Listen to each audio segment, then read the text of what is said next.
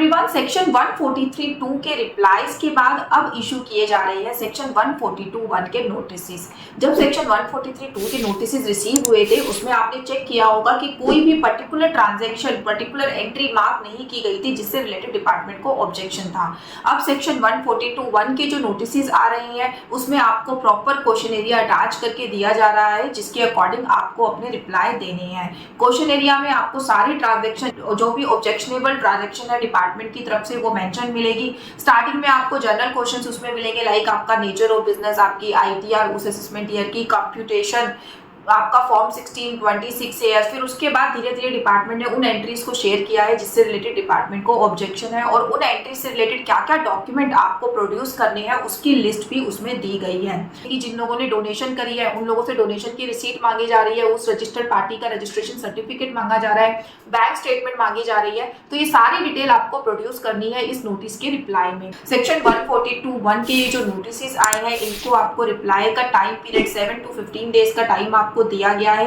अगर आप इनका रिस्पॉन्स नहीं करेंगे तो आपका बेस्ट जजमेंट असेसमेंट कर दिया जाएगा, जिसमें डिपार्टमेंट अपने अकॉर्डिंग जितने भी एडिशन होने हैं उसको करके आपके ऊपर फाइनल लायबिलिटी निकाल के दे देगा। नोटिस का रिप्लाई आपको करना होगा ऑनलाइन ई फाइलिंग पोर्टल पे जाकर। वहां पर आपको, जहां पे भी आपकी स्क्रूटनी असेसमेंट प्रोसीडिंग्स का टैब है, वहीं पे आपको रिप्लाई का ऑप्शन दिया गया है, वहां जाके आपको रिप्लाई करना है। यही नहीं, फुली रिप्लाई अभी आपका अवेलेबल नहीं है। लाइक हो सकता है कुछ डॉक्यूमेंट्स आपके पास अभी अवेलेबल ना हो, आपको कुछ टाइम मिले उन डॉक्यूमेंट्स को प्रोड्यूस करने के लिए, तो आप एज अ पार्शियल रिप्लाई भी वहां पे दे सकते हैं। अगर आप एडजॉर्नमेंट लेना चाहते हैं तो एडजॉर्नमेंट का ऑप्शन भी वहां पे आपको मिलेगा। बट आई सजेस्टेड कि आप सिंगल टाइम में अपना फुली रिस्पॉन्स डालने की कोशिश करिए, क्योंकि सम टाइम पार्शियल रिप्लाई के बेस पे भी डिपार्टमेंट अपना असेसमेंट ऑर्डर पास कर देता है।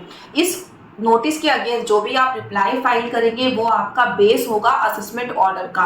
जो आप रिप्लाई फाइल करेंगे अगर डिपार्टमेंट उसको अग्री करता है उससे, तो आपका असेसमेंट पास कर दिया जाएगा विदाउट एनी एडिशन। अगर डिपार्टमेंट किसी भी पॉइंट पे डिसएग्री करता है तो असेसमेंट ऑर्डर आपका विद एडिशंस पास कर दिया जाएगा। सेक्शन 142(1) के रिप्लाई में एक चीज का ध्यान रखिएगा, जहां पर भी आपको अपनी बैंक स्टेटमेंट देनी है या फिर कोई ट्रांजेक्शन की डिटेल समरी आपको देनी है, तो उसको पहले फुली चेक कर लीजिए अपनी तरफ से। थोरोली चेक करने के बाद उसको आगे डिपार्टमेंट से शेयर करिए, जितनी मांगी है उतनी शेयर करिए। आई सजेस्टेड कि आप ये जो रिप्लाई का ड्राफ्टिंग है ये आप किसी प्रोफेशनल से ही कराइए, क्योंकि इसी के बेस पर आपका जो फाइनल ऑर्डर है वो ड्राफ्ट होने वाला है। इससे रिलेटेड अगर आपको कोई सर्विसेज चाहिए तो आप गिवन नंबर पे कनेक्ट कर सकते हैं। आपकी कोई क्वेरी है तो नीचे कमेंट सेक्शन पे डाल के मुझसे पूछ सकते हैं। Thank you.